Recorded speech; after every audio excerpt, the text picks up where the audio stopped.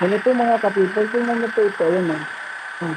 Hmm, ang laki niya po mga ka-people. Ang alam ko sa mga ganitong grasshopper, nakikita lang ito sa mga bukid at magdaming lugar. Pero kanina habang nag-aabang ako ng masasakyan, nakita ko nga ito.